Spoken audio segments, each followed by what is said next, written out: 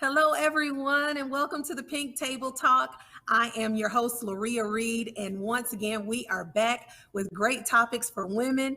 And of course, our men that we love so much, they sneak in and come and hear what we have to say. But today, y'all, we have a great treat for you. I have three, not one, not two, but three guys that are here to help us understand, first of all, how men operate, what they're thinking, their thought patterns, and all of those things. So the title is Decoded. We are decoding what we hear versus what men are saying. So please, right now, go ahead on, start sharing it. Call your friends, text them, let them know that we've got men on here that are going to talk to us real candid conversations to let us know everything that we need to know to proceed, whether you're single, married, mom. If you've got a man in your life in any kind of aspect, you need to be listening to this today, okay? All right, so let me introduce our guest while you're doing that. Our first guest is my homeboy. He's from Macon, Georgia. He's a great guy. He's been a youth pastor over 10 years. He's now the assistant pastor at the Amwell Baptist Church in Mobile, Alabama. He's got all the degrees, the pedigrees. He's a real guy, and I really love him. He's like family. Would you all welcome Pastor Trayon Woolfolk? Hello, Reverend Trey. Hey, everybody. Hey, thanks, Luria, for having me on. So glad you're with us. Our next pastor, I am so glad that he was able to take time to come on here with us today. I was introduced to him by our pastor when we had our family conference at House of Hope Atlanta last year in 2019, and he taught our singles class. And I was that person that was kind of overhearing the singles stuff because it kind of started sounding repetitive, but he was amazing. And I've been following his ministry ever since then. He is an awesome pastor of the New Home Family Worship Center in New Orleans, Louisiana. He's an awesome guy, and we are glad and privileged to have him with us today. Would you all welcome Bishop Samuel Blakes? Bishop. Hey, Luria, it's my pleasure to be here. Thank you so much for the opportunity to share today. Yes, sir. So glad you're here. And lastly, but definitely not leastly, he's the man who needs no introduction. He is Hope TV. He's the House of Hope Atlanta. We all love him. He's the one that comes on. Let me make sure I say it right. He says, if he were an average God, he would deserve an average praise. If he were a mediocre God, he would deserve a mediocre praise. But because he's a great God, he deserves a great praise. Would you all welcome Andrea's husband, Colin and Kamara's daddy, and our pastor, Dr. E. Dewey Smith Jr. What's up, Luria? You're your daddy's daughter. Look, I've been working on that introduction for a minute. Was it good? Did you like it? I said, oh, I get to introduce him for the first time in my life. This is so awesome. But thank you so much, the three of you guys, for being here. I really appreciate you. You see my brothers. They're y'all brothers. Yeah. So we're all like family here. Pastor Trey is representing, I want to make sure I say this, our millennial men. So when he says some things, ladies, that you don't understand if you're about 50 and up or 60 and up, just don't go through the screen because it might kind of shock you. But that's just the way it is, okay? All right, so we're going to get started. We're going to talk first about communication. One thing, and I was talking to one of my friends about this, when she talked to her husband, she said she'll ask him, he'll go to an event, and she'll say, how was the event? And he'll say, oh, it was cool, it was good. And if she talked, and me and her husband were at the same event, she called me, Loretta, how was the event? Oh, they had pink this, they had purple, and then such and such was here, and she's like, oh, why didn't you tell me any of that? But we communicate different. So how, as women, can we, what's the word for it? Do we have to just accept that you all are not like us in communication? Or how do we get you to open up? So, Pastor, do you want to be the first one, Pastor Dewey, to get started? I'm gonna defer to my brothers. Okay. All right. Well, Bishop Blakes, you want to get us started? I'm going to defer to the young man since he's a millennial. Who's going to be the first to get in the water today? They scared already. Y'all see how we scaring them? Trayon, come on in here. You can do it. You ain't got nothing to lose. Let's go.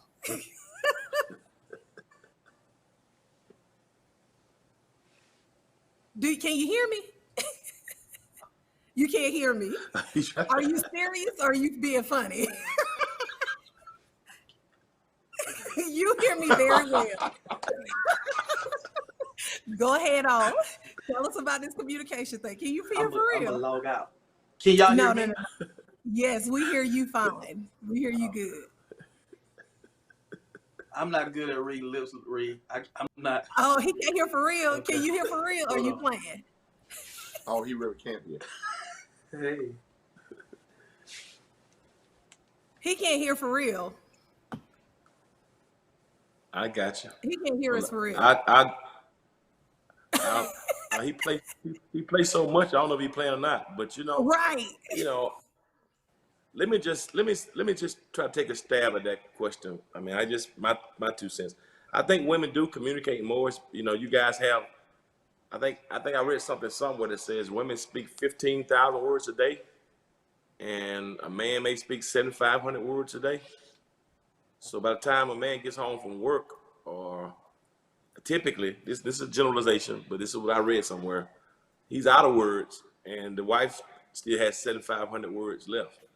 So I think there's a difference. But I also think it's about what we communicate about too. I mean, I think a man communicates about something. If it's a football game or something that we're interested in, I think we're able to communicate a little more about it. And I think it depends, like an event that you're talking about, it depends on what that event is. If we're interested in something, if I'm in New Orleans, if Bishop Blake's and I are talking about Drew Brees versus the Atlanta Falcons, or the New Orleans Pelicans game, or the Essence Festival, we can communicate in mass about those things that we're interested in. So I think sometimes it may be a matter of interest. That's how I answer that question. That makes sense though. Okay.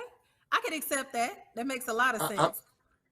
I would piggyback on that and say, certainly it's a matter of interest, but also I think what many women don't understand is men are tone sensitive, and certain tones ignite quietness in us, because those tones will take us to a place called there. So to avoid going there, we quiet down, or we shut down, or we don't talk. First of all, we don't talk as much. So ladies have to kind of learn to give it to us in doses, so that we can engage them periodically. But we can't talk. You can't talk while the game is going on. We can't talk while all of this other stuff is going on. We got to know tones. We got to know times. Right. That makes sense. Thank you. Those were 2 good answers too. Because I was just trying to figure out, how can you hear us now, Pastor Trey? I can. My dial-up was acting up. Okay. The question was, we're talking about communication and how can you get a man to open up while you're trying to figure out what he's thinking. So what are ways that you can get a man to open up as a woman? Well, I think the first thing is I think women have to release themselves from feeling like they need to know everything that's going on with the man, because there are some things that we process differently, and that process usually does not involve a conversation, or at least not externally, so to speak. And so I think first, you have to kind of pick your battles with that kind of thing. Sometimes it's not necessarily a need that you just want to know. You just want to know what's going on. But sometimes you have to allow your man to exist in his own world, because that's where we are, And I think after you release yourself from that, and when those opportunities are where you feel like, okay, I really need to know what's going on, you definitely gotta pick those periods and times. As I heard pieces of what Bishop was just saying, which is very true. You have to really pick those times, those spots, because approaching at the wrong time, especially when you a man that has a lot of responsibilities, he's leading a lot of stuff. That man, his time is his most precious asset, and so being able to respect that and show him that you respect that is probably going to put him in a position where he may want to share better. But, you know, there's certain times that we just not trying to talk. But I just think sometimes women are more preoccupied with knowing everything that's in his head as opposed to developing their own personal security, I think. I hope I don't. In other words, leave me alone. You just said. What? No, I think sometimes women can be, and this is not all women, of course. I don't want to get any letters or emails, but you know, I think that women can be very preoccupied with knowing everything and want to have their hands on everything, and you have to kind of allow your man to process. And most of our process is all cerebral. It's all mental, and so I think you have to take that kind of stuff into consideration. And when the I need to talk to you is persistent and consistent and all of that stuff, then it's like, then you're going to discourage it because you're doing it so much. Gotcha. Yeah. Pastor, I don't those think words scared me. Yeah. Well, you just said, I need to you. Can you let us know how that phrase, what that does to you if a woman comes and you say, we need to talk? What happens when a woman says that? My first reaction is, now I got to think back over the last 2 years of perhaps what I may have said, have done, I didn't do, you know, because women are historical when it comes to that kind of stuff, because they'll bring something back from May 17, 2017, that, you know, y'all was at Applebee's together, and, you know, and something you didn't pull out the chair or something like that. You just never know sometimes. And the slightest thing can trigger. So sometimes, to be honest with you, most men I know, including myself, when you hear that I got to talk, now I got to try to beat you to wherever I went wrong in your eyes, which could be anywhere. Can I? He said, which could be anywhere. Go ahead, Bishop. I'm sorry. I think that most of the time when you hear those words, it's never anything good. So what it does is it triggers defense mechanisms. Right. So automatically, you know, I'm on guard and I'm on high alert because nothing good ever comes behind that. It's never, I want to talk to you about being a good husband. I want to talk to you about being a good provider. I want to talk to you about being a good anything. Normally, it's problematic. That's so it automatically causes me to be on the edge, and my nerves are bad, and I'm defensive from the get-go when I hear that, you know, that phraseology, if you will. I got you. What should we say then? What if we need to talk? What should we say? Should we just start talking, or? Well, let me say this.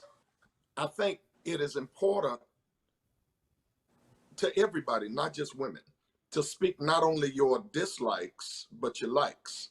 See, because when all I hear is your dislikes, I am automatically defensive when you come at me.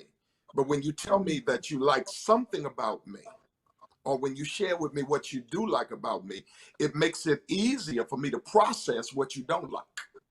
But if all I hear is you don't do this and you don't do that and you're not this and you're not that, you know, you have put me on edge, and it is inevitably going to be a warfare of words.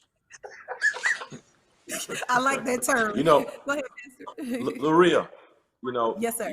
I remember your dad once taught a married couples retreat for me, and he said, even when we talk to the Lord, Jesus said, when you pray, say, Our Father, which art in heaven, hallowed be thy name. Yeah. You know, you're the king. Your kingdom come. Your will be done. And once you give me some superlatives and let me know I'm the king and your will be done, once you get all that out the way first, now you can say, give me this day. Yeah. He said a lot of women just jump straight to give me this day, and without any affirmation. So I do what Bishop just said. You know, he's right. You know, sometimes we place on a defensive position because it's always what's negative, and sometimes we do the same thing even with our kids. You know, you can talk we never affirm them. It's always you have a conversation with someone's dad.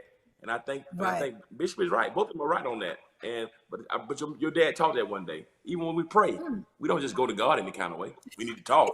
We don't do God like that. Right. Give some affirmation. Absolutely. Yeah. That makes sense. Okay, Wow. so ladies, while we're listening, let's go ahead on, continue to share this, continue to like this, and let your girlfriends know we're on here now. Now, for some of you who are on here saying, well, why don't they let us talk? We'll come to Man Cave to do that, but this is the Pink Table Talk. We letting them talk so we can understand what's going on, so we can help everybody, okay? All right, before I go to my next question, because I can already feel it's coming. I know how my sisters are. So our next question that we have from a lot of the women is, we have men in our lives. This could be a son, this could be a husband, somebody you want to date. They may have a relationship with God, but how do we communicate to them the importance of church, congregating amongst the saints, being with other men? What are some, I don't want to say tactics to bring them in, but what would make a man want to come to church? That's what we really want to know. Who wants to start with that one? I see y'all processing. I'll start.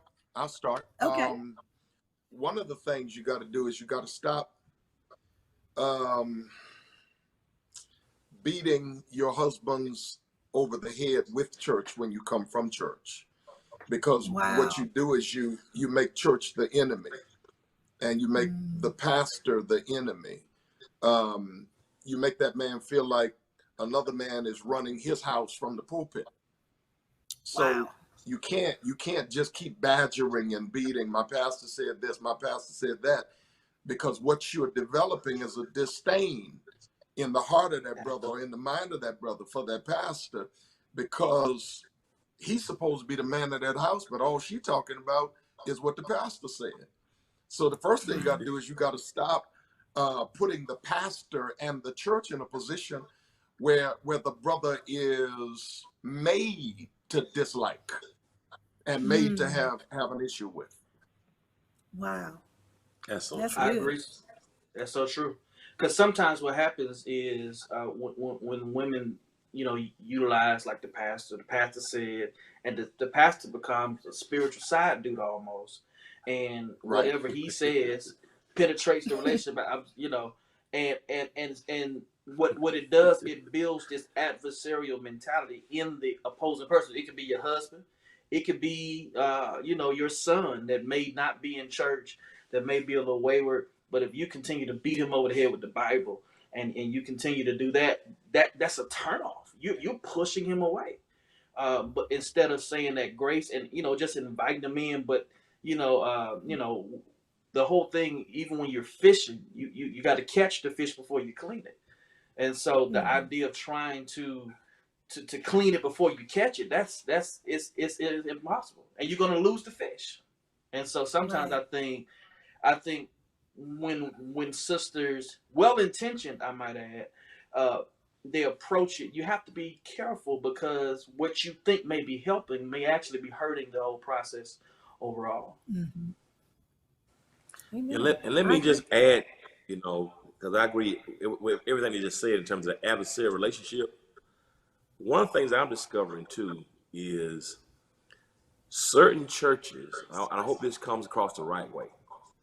Some churches don't attract men. Men are attracted to manhood. Yes, and sir. Unfortunately, some things we have done in the church, some of the people that we platform don't represent masculinity or manhood.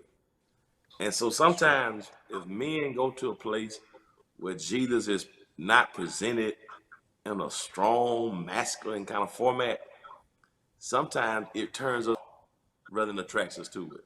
So if a church doesn't have a strong male presence, or if it's if it's very effeminate, I'm trying to say it the right way.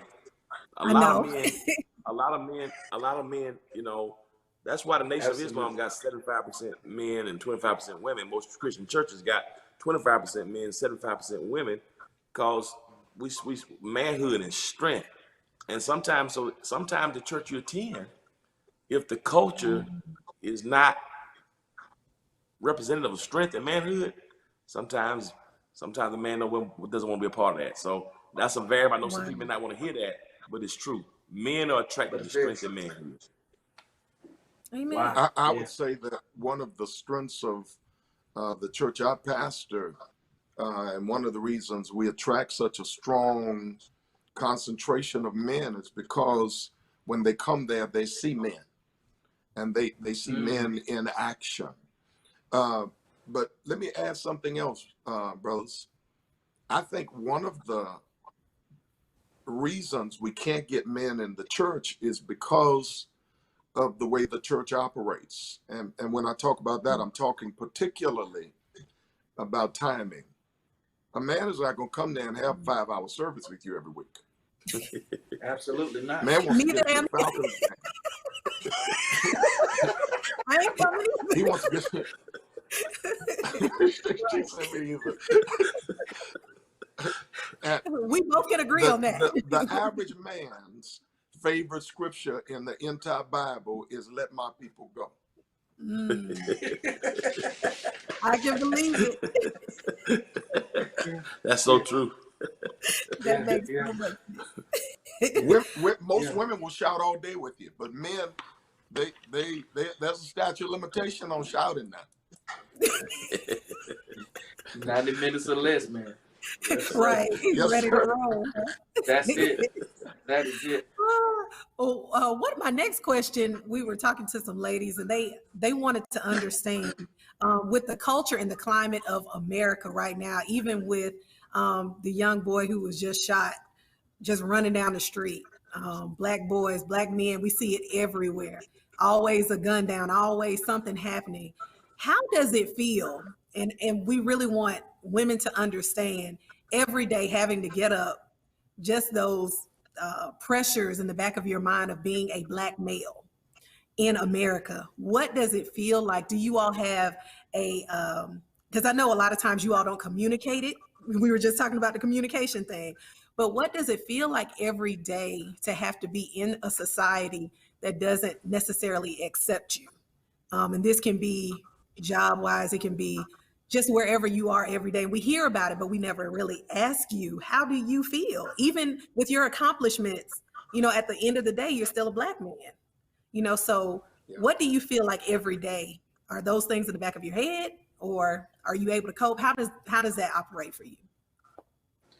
Well, for me, and I can say this, grew up South Macon, Bloomfield area, and to this day, I only have one speeding ticket to my name.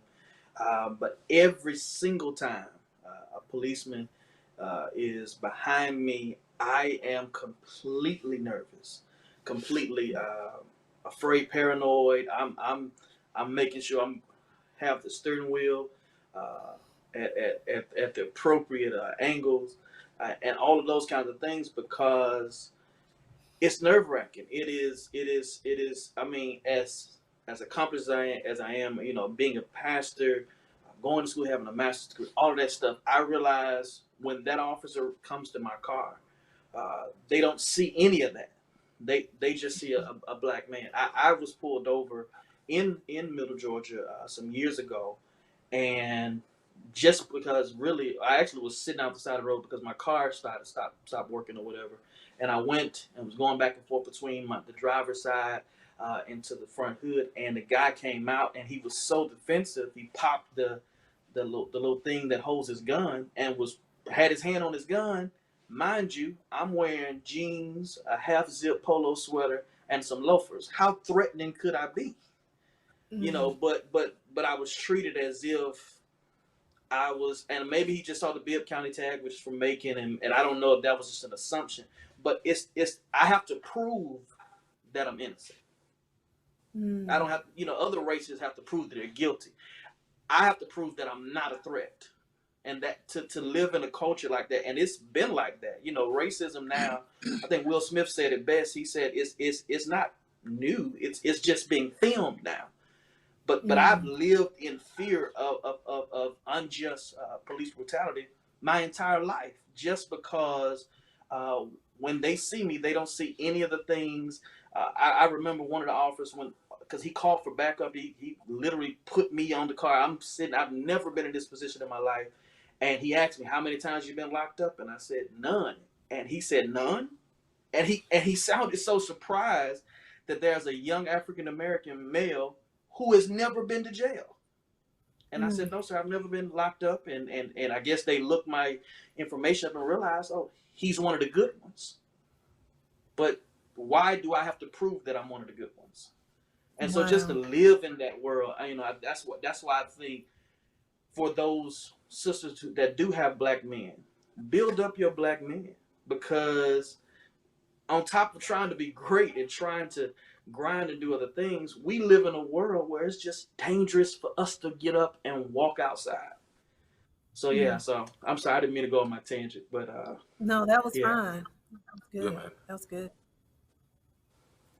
Bishop? Disrespected and angry would probably be the words that I would use to best describe what it's like to be a black man in America. We spend our lives living respectfully only to be disrespected. We spend our lives earning respect only to be disrespected. And it's disheartening, particularly with, this political climate and this president who I think has facilitated a whole lot of mess in America. And give you, it was already there. He just stirred it up. It's sort of like fire hidden by ashes. He just stirred it up. It was covert. He's made it overt, and it's disrespectful. It makes you live with your fist balled up and always ready to defend yourself. And I don't think a person who has lived respectfully and done everything they could to be respected should have to live on the edge trying to prove yourself every day of your life, that you are as much man as anybody or as good as anyone. Wow. That's good. Pastor? I concur with everything my brothers have said. I think for me, I guess you get used to it, and it's a culture, you're always, suspect and suspicious. I think for me, it's kind of taken a different turn recently. Now that I got a 19-year-old who's driving, he and his friends at Morehouse, freshman at Morehouse, a few months ago, had an incident where somebody mistook, there was a case of mistaken identity, and literally shot 22 bullets into the vehicle. By the grace of God, nobody got hit. So they called the police to meet them back on campus. The police met them on campus, and they get on campus, and the white police officer has the driver in handcuffs and has them on the ground. These guys have been victimized, shot at 22 times, cars riddled with bullets, and you've been victimized, and now the police who are sworn to serve and protect, these guys have been in trouble with the law a day in their lives, and so now here they are calling the police for protection, and now you're on the ground in handcuffs, and so it just really took it to another level for me, because now it's one thing to have to worry about myself when I'm out there, because I know how, I kind of know how to navigate, but now having to teach him how to navigate, he's not here, what to do, and put your hands here, do this and do that. So it's brought another level it's another level of anxiety and thought that, every time that boy leaves or goes wherever, the thoughts and the concerns and the extra prayers, the Lord take care of him so he doesn't make the wrong move, because I'm not there to watch over him and navigate it. So, and then here again, I could be out there and caught up like that as well. So it's not a good feeling, and I think that's why it's so important, as Bishop said, that people know how to build each other up, and I think even the church, because sometimes the church does a bad job of beating up on men, and I just think we just got to be careful about that as well, because we need uplifting. That's the truth. Absolutely. Wow. Thank y'all for that. And mind you, to piggyback, mind you, the thoughts that my brother just talked about having when his son leaves the house are thoughts that a white father doesn't have to even do. process in his mind. Mm. Wow. Wow. With that being said, one of our questions was, what can we as women do to support you? And we hear that a lot. We need y'all to support us. What does support look like to you? And this can be from relationships to church to wherever it is in your life. What is that support thinking about? Because we hear support, but what does that mean? I need your support as a woman. Y'all thinking? Everybody's like, what is that? I think we all double dutching right now, trying to figure out who's gonna jump in that fire first. Go ahead, Treon. So just to make sure I'm understanding the question correctly. You're saying from a man to woman, saying Yes. How can she support? Well, Correct. I think Pastor Smith said it so eloquently earlier when he was talking about the superlatives. He was talking about, I think, affirmation. We forget how powerful that can be. You don't know what kind of environment that man works in. You don't know what he has to face, and the last thing he needs when he comes home or when he wakes up is, you didn't do this, or you didn't do that, or man, you forgot this. It's like that building up. You go to a world that beats you up. You go and you drive on highways with police officers who automatically consider you to be a threat. And when you come home, you don't want to be treated like a threat.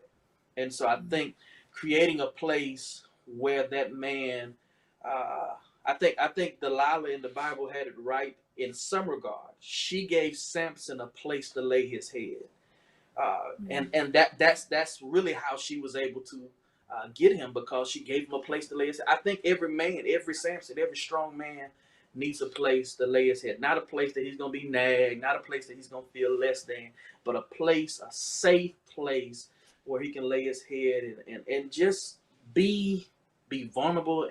But when those places are not created, there's so much tension, and you force that man. It's like shaking up a soda, and you just sit it there, and and the slightest little turn of that top will make it explode. And then then the man is crazy. Then he got a temper problem. No, you've been shaking that bottle, Sugarfoot. You've got to stop shaking it, and you've got to put that man in a place where he's comfortable, he feels safe. I've told sisters that I've been involved with, be my safe place.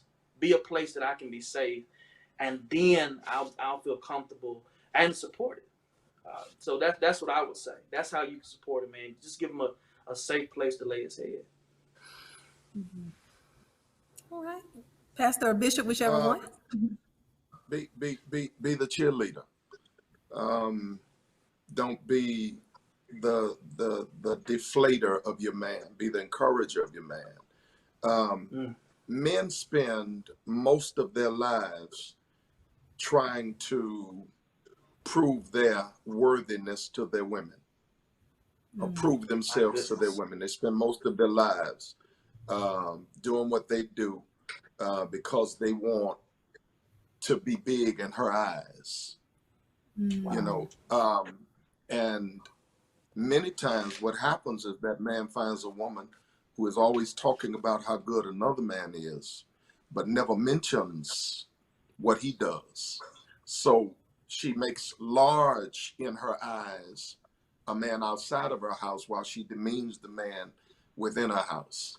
The man who's paying the bills, the man who is getting up every day fighting, even if he's not the chief breadwinner. Even if you make more money than him, understand that he is your man, and as you support him, he is the head, and the body never goes where the head does not take it. I've never gotten up in the morning and my head was in one place and my body was in another. The body goes as the head goes. God scripturally calls the man the head of the family, the head of the wife, and the head is what determines the destination of the body. So if you demean that man, really what you're doing is your family is suffering from self-inflicted wounds because you're Wow. killing your head. You're killing your head, and ultimately, if you kill your head, guess what? Your body is going to die. So you got to be an encourager. You cannot be a discourager. You cannot make your man the victim in the house. You have to make him the king of that house. And understand, making him king does not make you lesser. Wherever there's a king, there's a queen somewhere. So as you make him large, you're really catapulting your family, your house, and everything that pertains to you. I mean, think about this. We live in a society that purposely demeans particularly the black man. And I believe it is intentional. Right. They don't use trees anymore for lynching. They use prison systems.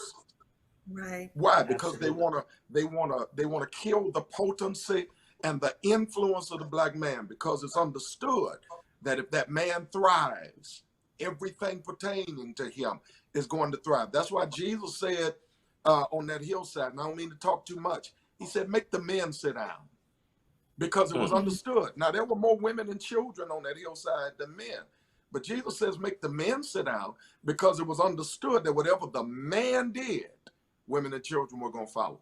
So be as encouraging, push him to the next level, because he cannot go to the next level without you.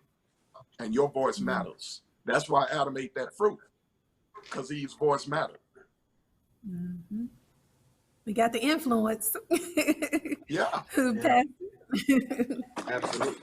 Yeah, I concur with everything my brothers have said. I think when we talk about what respect looks like, you know, men can take a lot of things, but when a man feels disrespected, you know, when a man feels like his manhood is disrespected, you know, I've seen guys lose their lives over what they felt was disrespect. Now, to somebody else from the outside looking in, you may think it was trivial and small, but when a man feels like he's disrespected, those are fighting words it brings out. And when a man is disrespected everywhere else, and that's why even in the old church, some of the deacons were so authoritative when they went to church, because when they worked in the fields as sharecroppers, and you know, and they were treated as less than all day. They go home, and the wife tells the children what to do, so they feel like she circumvented their power, their authority at home. So the only place they had some sense of worth and some sense of leadership. Wow. So since they couldn't lead anywhere else, when they came to church, I'm a deacon in the church, so I'm gonna hold this office to the highest regard and fight whoever. Not because I'm a bad person, but because it's the only place I got a sense of dignity and respect. And I don't know what they didn't know what being a deacon meant, but just the title gave them a sense of honor. And so I think a lot of men feel that a lot of men I've talked to felt that the wife or the significant other doesn't give them the respect, and will use disrespect as a way to motivate. I just think, as both of you just said, a woman has power. A woman can almost get anything she wants at the beginning of the time. There's a certain strength that comes with that femininity, and all it takes is the wisdom and the savvy. A woman can get anything she wants from a man who Say loves it a woman, again. because Say that again. yeah. I mean, if she knows how to work it, you know, Yeah. and she can get anything she wants from him. It's just a matter of, you know, realizing that we sometimes develop later. Sometimes men, we mature at a slower pace. That's even biologically proven. Girls sometimes mature quicker, physically, physiologically speaking. So sometimes we do mature a little later. Sometimes it takes us a little longer to get it. But when we get it, and when a man knows he has somebody who's going to ride for him, be down like 4 flat, he'll go to the ends of the earth with him. But when you feel like you're not respected, not appreciated, I think that's one of the greatest things, you know, women can do, is show that honor, that respect, that appreciation. I've seen it. Wow. Yeah. The fundamental need of a woman is security. The fundamental need of a man is respect. Absolutely.